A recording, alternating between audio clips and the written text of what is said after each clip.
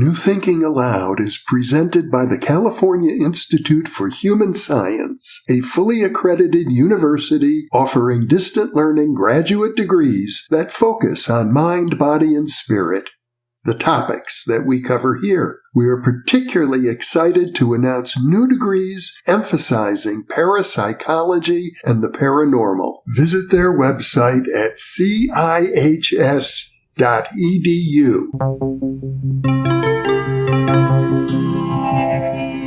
Thinking Aloud.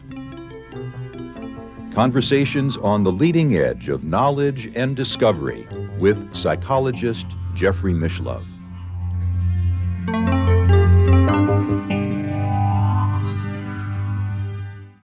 Hello and welcome. I'm Jeffrey Mishlove. Today we'll be asking the question and addressing the question of what is time. My guest is Steve Taylor. He is a senior lecturer in psychology at Leeds Beckett University in the United Kingdom. He is author of 16 books on psychology and spirituality published in 20 languages. His most recent book, about which we'll be discussing, is called Time Expansion Experiences, The Psychology of Time Perception and the Illusion of Linear Time. His other books include Extraordinary Awakenings, The Clear Light, Out of the Darkness, Back to Sanity, The Calm Center, The Leap, and Spiritual Science. Steve's articles and essays have been published in over 100 academic journals, magazines, and newspapers, and he blogs for Scientific American and Psychology Today. He is a past chair of the Transpersonal Psychology section of the British Psychological Society.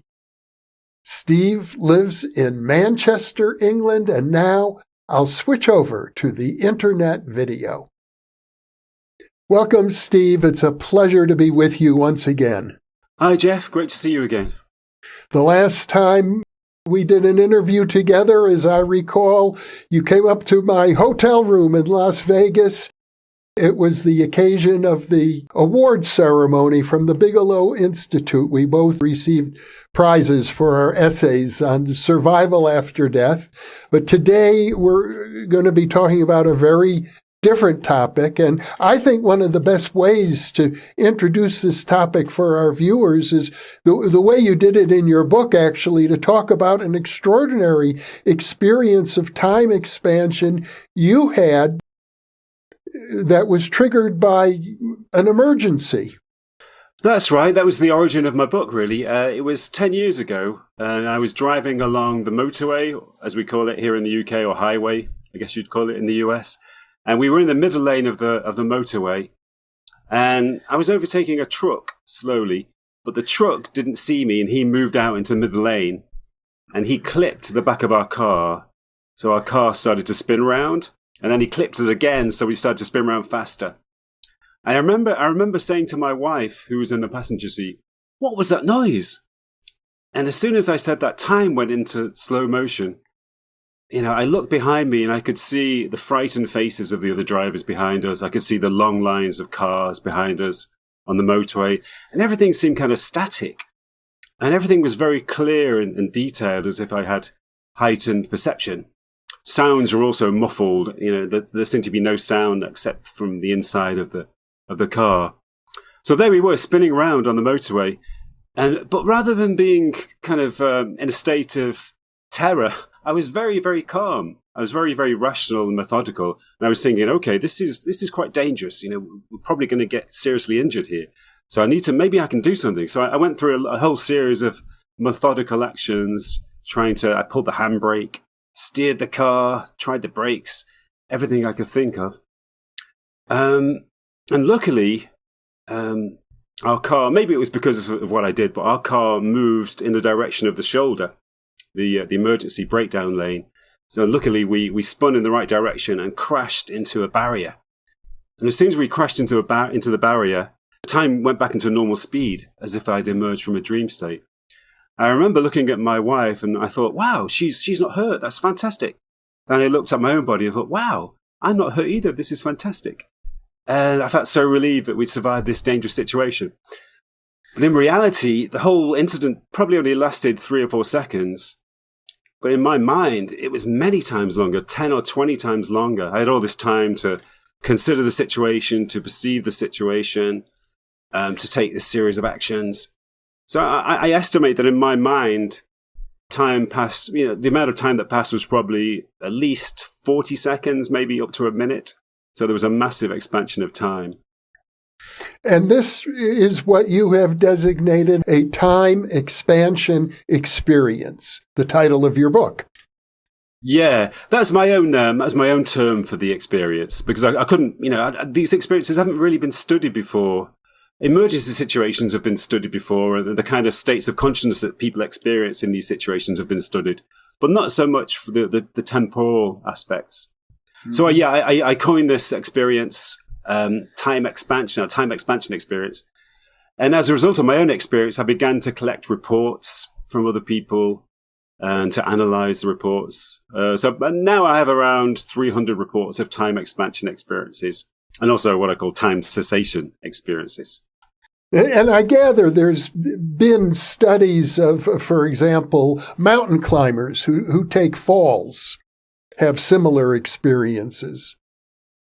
That's right. Yeah, there was one of the first studies was actually undertaken in the 1870s, I think it was, by a Swiss climber called Albert Heim, who fell off the side of a mountain, and he also experienced this massive expansion of time. He had a life review in which he saw all the previous events of his life.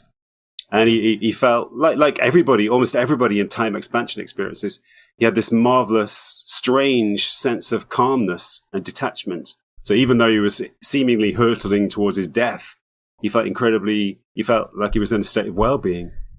So yeah, those experiences have been studied. And yeah, it's well known. Many mountain climbers have remarked on, when they undergo falls, they do experience this strange sense of calm detachment and also an expansion of time. I did have the experience of calm detachment once in a situation that was life-threatening. I was attacked by people who broke into my bedroom in the middle of the night and threatened to kill me, actually. I was possessed with a sense of almost metaphysical calmness. I think I felt like Jesus Christ, to be honest, because I just stood up in bed, bare naked, and without any fear, and something about my confidence just scared those people away. They ran away. Yes, but it didn't involve any time expansion or contraction. It was just that sense of being possessed by something completely aside from my own ego.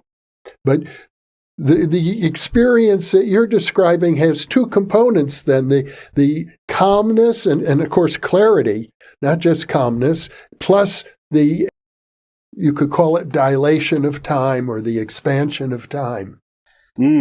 That's right, yeah.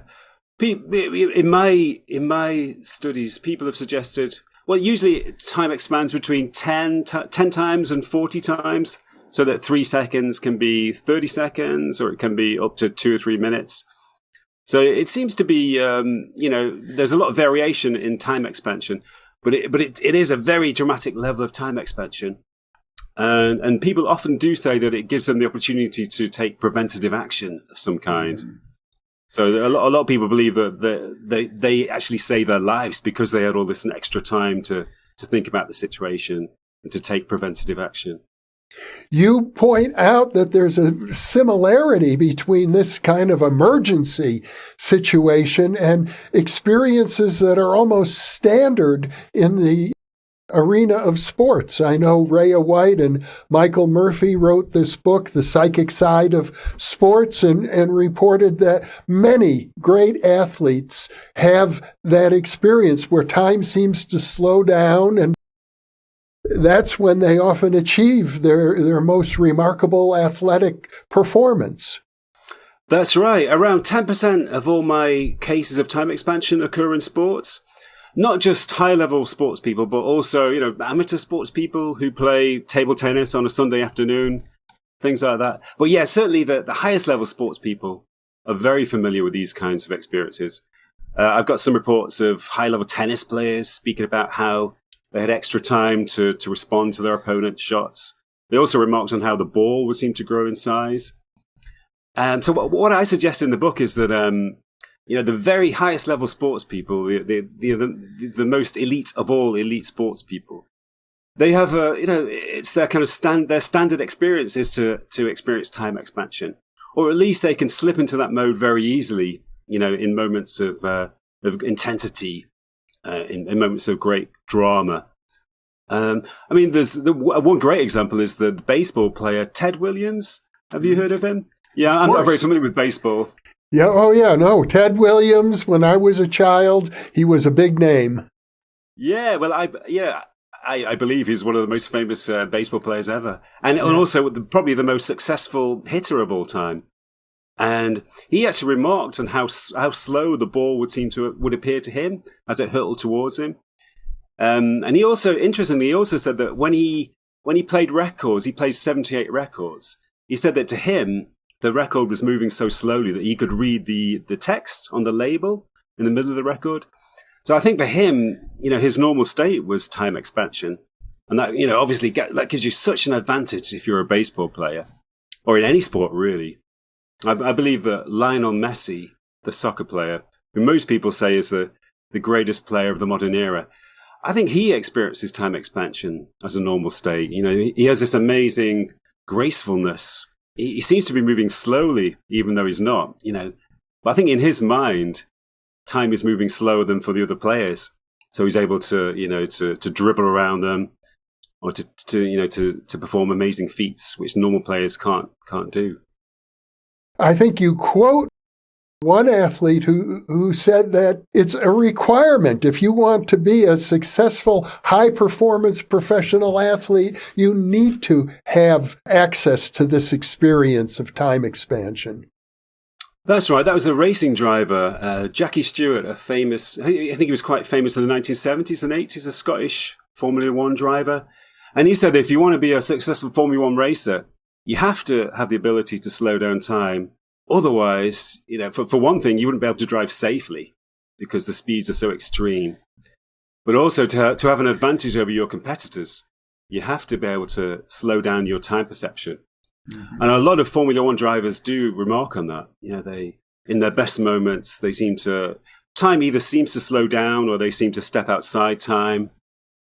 Also, interestingly, some of them talk about being able to see themselves in overview, as if they're outside themselves, as if they can see the track from above, so they know where to go because they have this kind of overview of the whole scene. Well, with regard to these two different types of time expansion, either in athletic performance or triggered by an emergency or a crisis, it seems as if we're dealing with a perceptual phenomenon, an altered state of consciousness. It's not as if time, as we think of it, measured by the clock, linear time, these experiences don't necessarily challenge our definition of linear time. Not necessarily. They challenge our assumption that time flows at one particular speed. They challenge our kind of common sense assumption that time is stable and steady.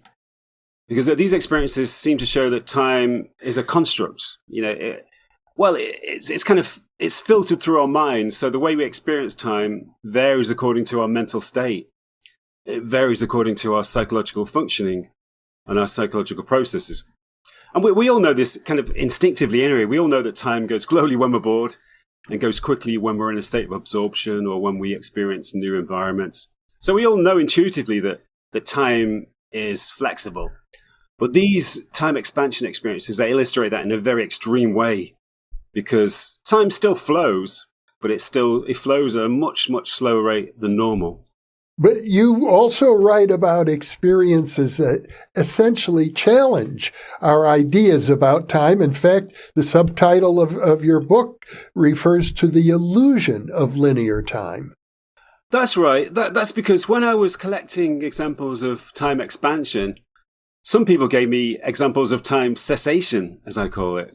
So I developed a new category of time cessation experiences. It's almost as if time, it's like a train slowing down and stopping. Time slows down progressively until it stops, and then it ceases to exist. People describe stepping outside time as if, they're stepping out of a river. There's no longer a flow of time. Or sometimes they describe that it's linear time that no longer exists. So in some way, the past and the future reveal themselves and become part of a panorama along with the present. So it's not necessarily time itself that is an illusion, but linear time. The feeling we have that we're moving towards the future, which is unknowable.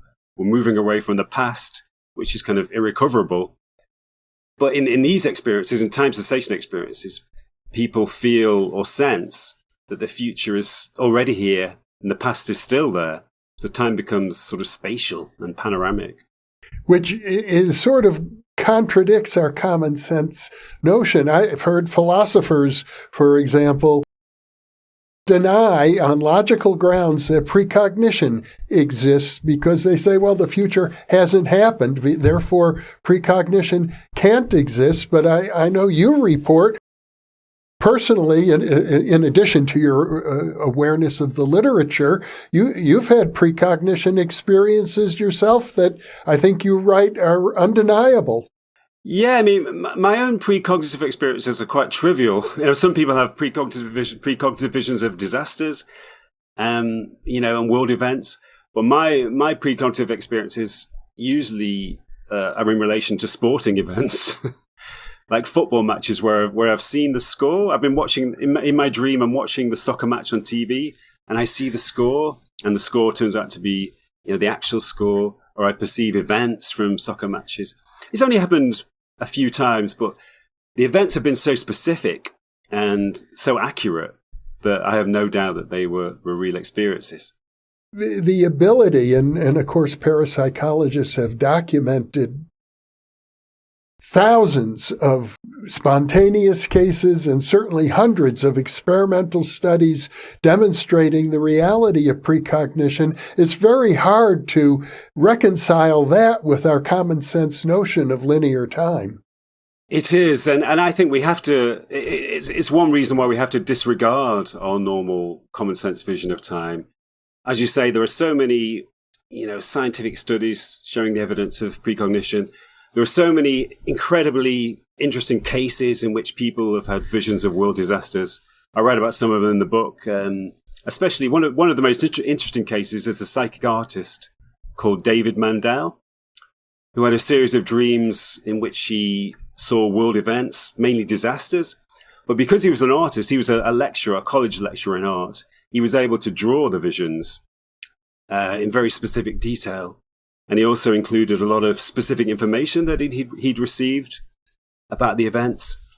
And so he managed to draw very specific pictures showing the 9/11 attacks several years before they happened, the gas attacks in the Tokyo subway from several years ago, the Concorde crash in Paris, and many other world events. So yeah, something like that, the evidence is so clear and undeniable that, we have to disregard our normal sense of time.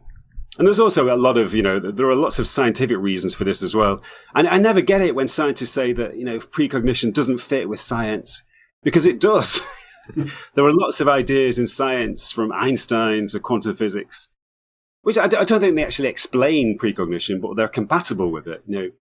They present a view of reality in which things like precognition are entirely acceptable. Yes, it's only what we call common sense that seems to make people feel that this must be impossible. As human beings, we have to accept that we have a limited awareness of reality. We're not aware of every law in the universe. We're not aware of every phenomenon which exists in nature. Well, like all animals, we have a certain circumscribed awareness of reality. So there are bound to be phenomena beyond our awareness. There are bound to be laws of nature beyond our awareness, energies and other types of phenomena beyond our awareness. Maybe they occasionally cross into our awareness, and we see them as sort of strange or miraculous phenomena. But we can't explain them because, the explanation is beyond our awareness. And I think, for me, things like precognition are in that category. Time, I think, is in that category. We don't understand it because we can't understand it. It's beyond the limits of our awareness and understanding. You do focus quite a bit on the near-death experience as a very unique window into the possibilities of time. That's right. Some people in near-death experiences experience a very radical form of time expansion. In real terms, near-death experiences normally last for a few seconds, maybe a few minutes at the most.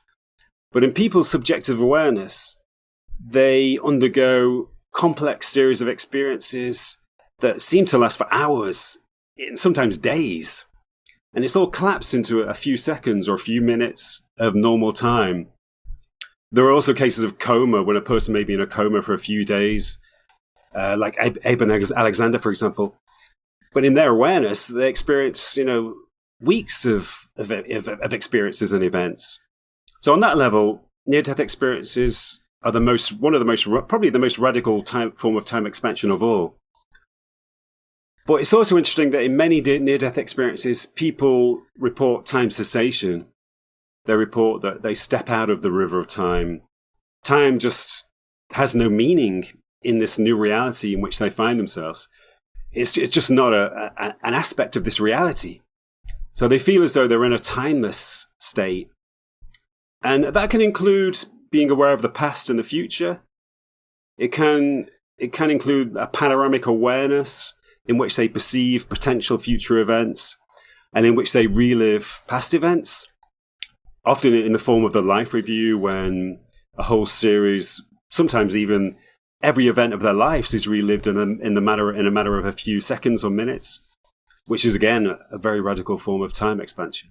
In fact, as I recall, people report not only reliving their entire life, moment by moment, but reliving it from the perspective of the other people who they've influenced, the people they've helped, the people they've hurt. They experience all of that a lifetime's worth, and it can happen in a matter of minutes or seconds based on Earth clock time.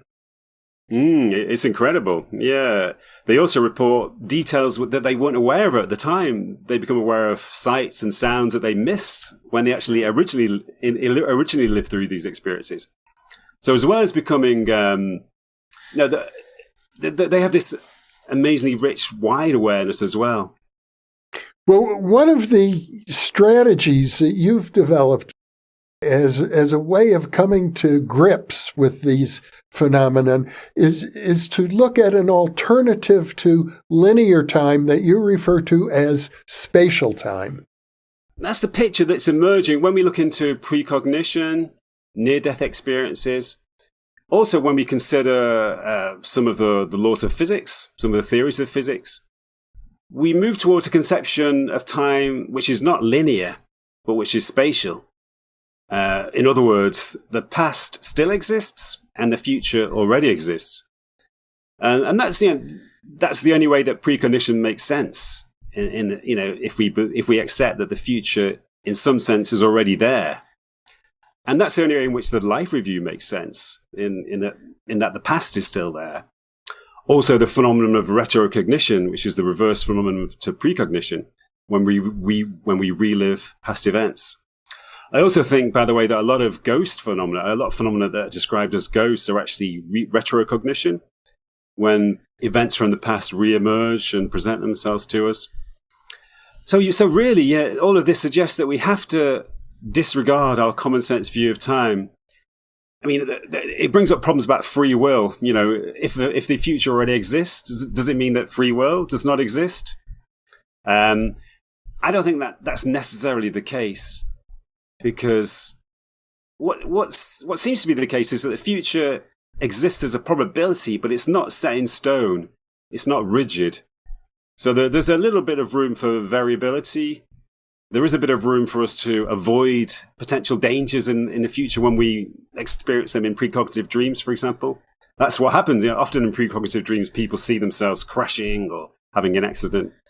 And then a few days later, they see the situation in real life and thought, oh, wow, this is my dream. So I need to steer away from that tree, or I need to make sure I don't fall. So I think there is some room for variability. Well, what you're describing, a world in which the past and the future both still exist, is something that Einstein had to come to grips with in the theory of relativity. And I gather many physicists today accept this as a simple given, the basics, and it's called the block universe. Exactly. Yeah, I mean, one of Einstein's achievements was to bring space and time together. He surmised that you can't separate time and space. Time is the fourth dimension. And therefore, time becomes spatial. In the block universe, the future does already exist, and the past does still exist. So we don't travel in a linear way. We travel across space-time. We create timelines across space-time.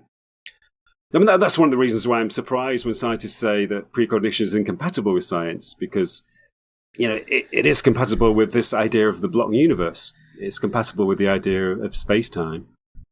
I know at the University of California at San Diego, they've had a series of seminars for physicists on the topic of retrocausation, the causal principles, even mechanical causality moving backwards through time.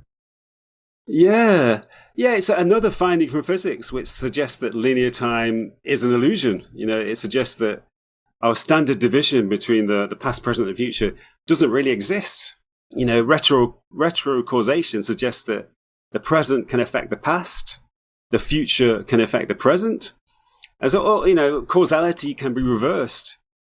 It kind of blows our standard idea of time to pieces. And there's also the idea of the theory of quantum gravity, which people like Carlo Rovelli have put forward.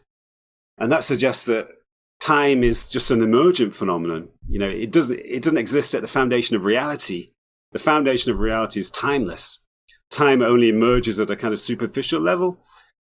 So it's not necessarily an illusion, but it's not a foundational. It's not part of the ground reality of the universe. And that fits with one of the findings of quantum physics is that in the same way that you don't know where a particle actually is until you observe it, you don't know where a particle is in time until you observe it. You don't know whether a particle is part of the past or part of the future or the present until you pin it down.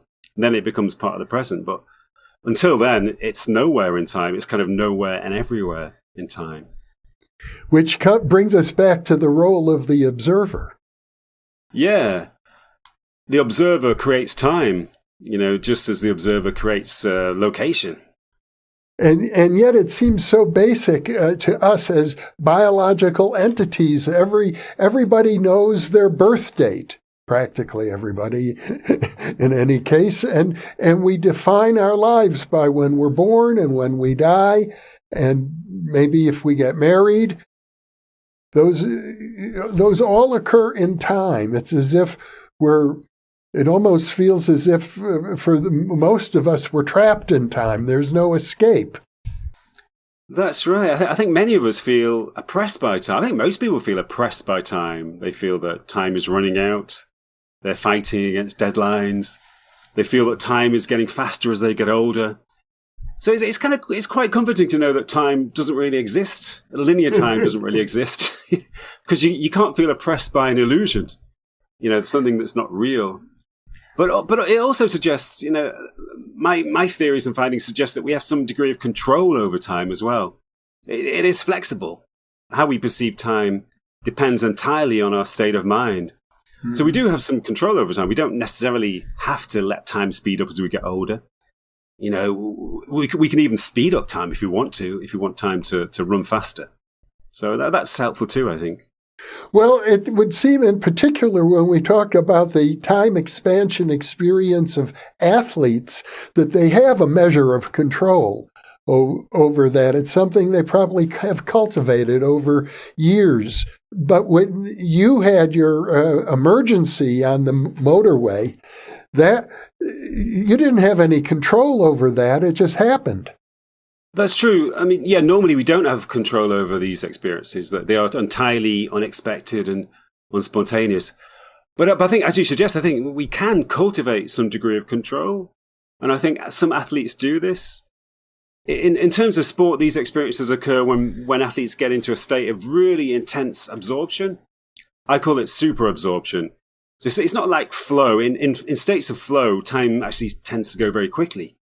But when you get into a degree of absorption beyond normal flow, super absorption, as I call it, then you step into a different time world. You step into a gateway, like a wormhole in which time opens up and stretches. So I think you can, in states of intense, relaxed concentration, you can enter these states, which connects with spirituality. So I think some spiritually developed people can do this too. Well, you've written extensively on spirituality, of course. I think that's mostly what you're known for. And one of the fundamental ideas in transpersonal psychology, and certainly in all of the great mystical traditions, is that some aspect of human consciousness is outside of time or immortal or eternal, that some part of us, for example, exists after the death of the body. We survive the death of the body. It suggests that there's a kind of timelessness to at least some part of the human spirit. I agree. Yeah, that's certainly a strong theme of all of the mystics throughout history and every spiritual tradition. And it is an experiential phenomenon too. There are many spiritual experiences in which people report entering a timeless state, stepping outside the river of linear time. And I think time, as Einstein suggested, and as we were speaking about a few minutes ago, time and space are really closely interconnected.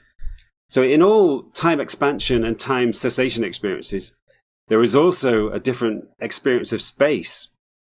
So often people they feel that they are somehow outside themselves, watching the situation in overview. They also often experience a transcendence of separation. They feel connected to other people, to the natural phenomenon around them. They feel a sense of oneness. This is very common in near-death experiences, for example, and in mystical experiences. So whenever there's a change in our time perception, there's also a change in our spatial perception. And I think the reason for that is that time is in some way created by our boundaries. We normally have a sense of being somebody who lives inside our own mental space, inside our own bodies. There's a sense of separation, a sense of duality between us and the world. And I think that sense of duality creates time. So when we slip into an altered state of consciousness, in an accident, for example, or in a psychedelic experience, or in a spiritual experience, in those experiences, our sense of duality fades away. Maybe not entirely, but it softens to some degree. And as soon as that softening of separateness occurs, there's also time expansion. And I think there's a kind of correlation here in that the more our separateness dissolves away, the more our duality dissolves away, the more time dissolves away. So when we experience a sense of complete oneness, with no separation at all between us and the world, then there is no time. We're stepping outside duality, and we're also stepping outside time.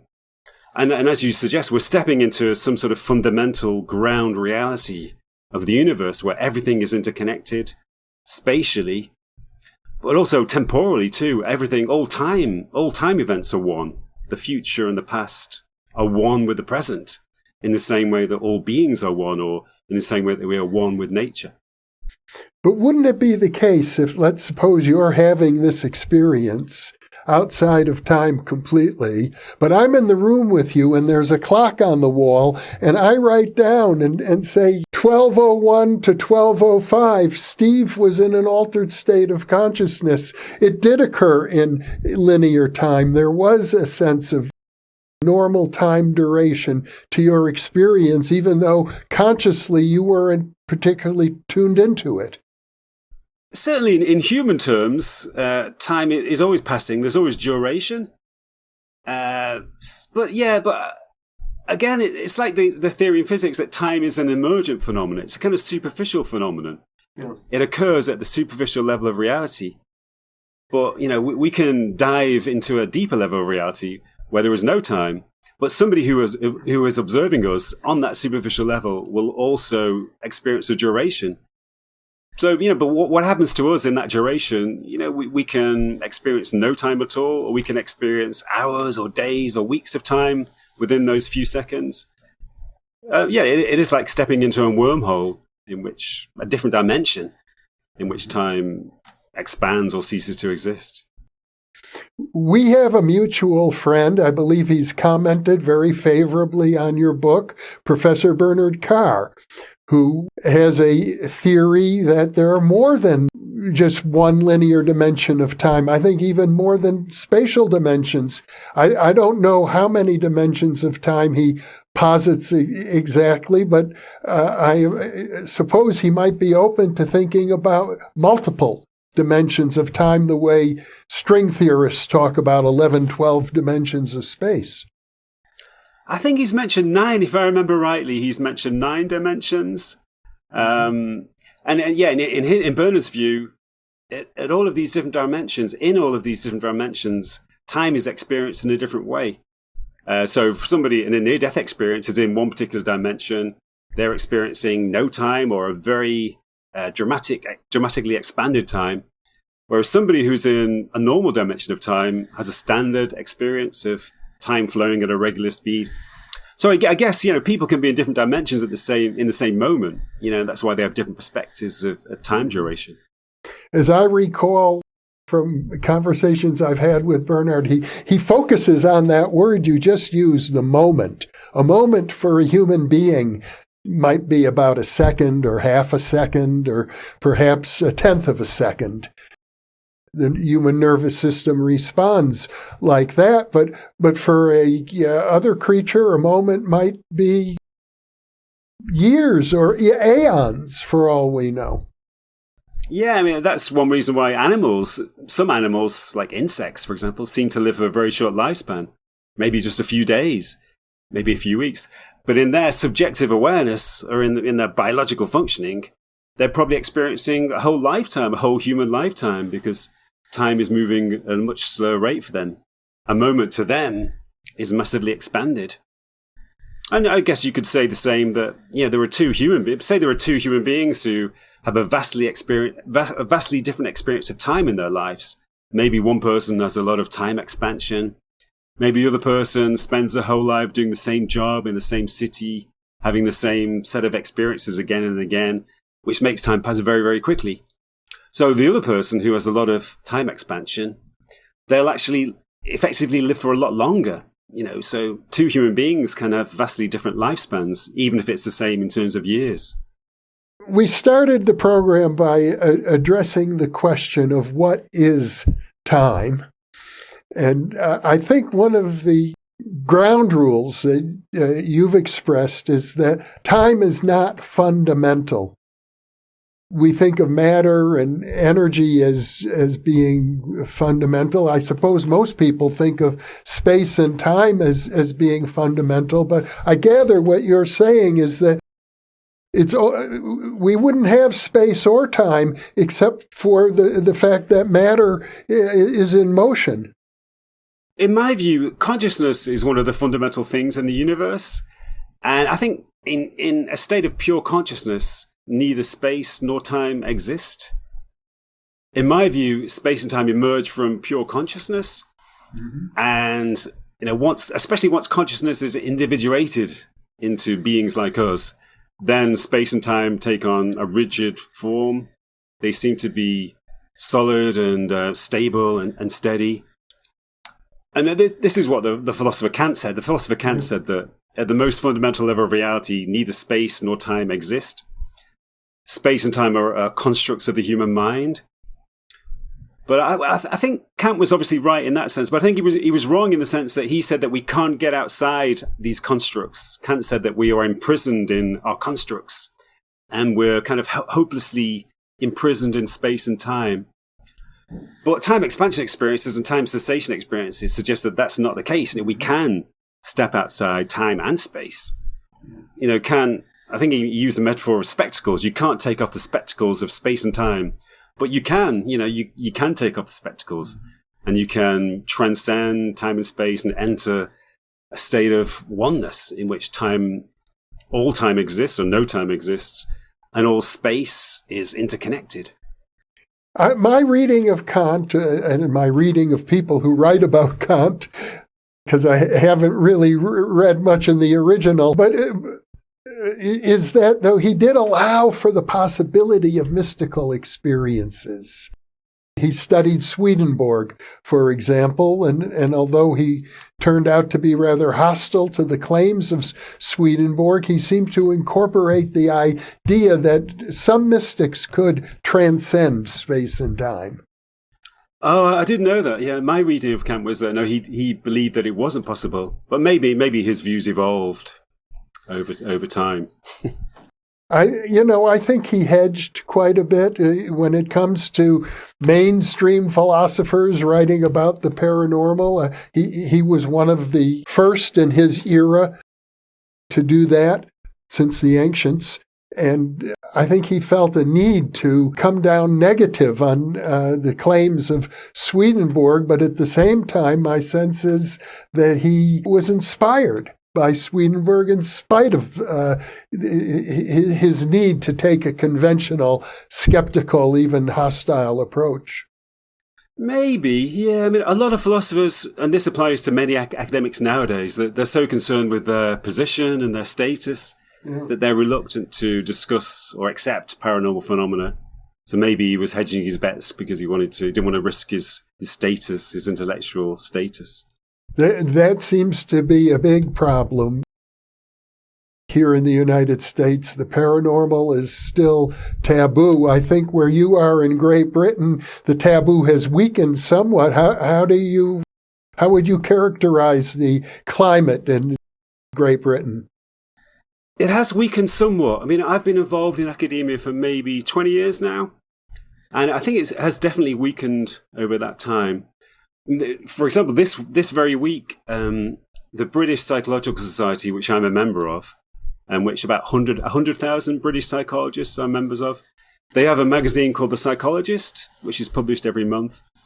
And in this month's issue, there is a debate about psi phenomena between Chris Rowe and Chris French. So that's good. It's good that it shows that the editor of the journal is, he's willing to open it up to debate. He's willing to question the orthodoxy that these phenomena cannot possibly exist. So yeah, that's one example. But I think generally the climate is a bit more open here in the UK. Well, Steve Taylor, it has been a pleasure to connect with you once again and to explore the mysteries of time together with you. Thank you so much for being with me. Thanks, Jeff. It's been a pleasure. Thank you. I look forward to more conversations with you in the future.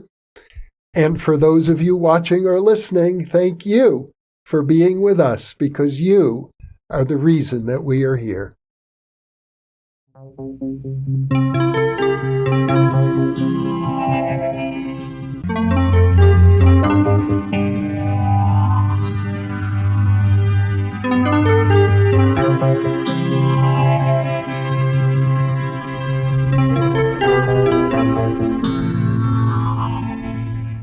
Book 3 in the new Thinking Aloud dialogue series is UFOs and UAP, Are We Really Alone? Now available on Amazon. You can now download a free PDF copy of issue 7 of the New Thinking Aloud magazine or order a beautiful printed copy.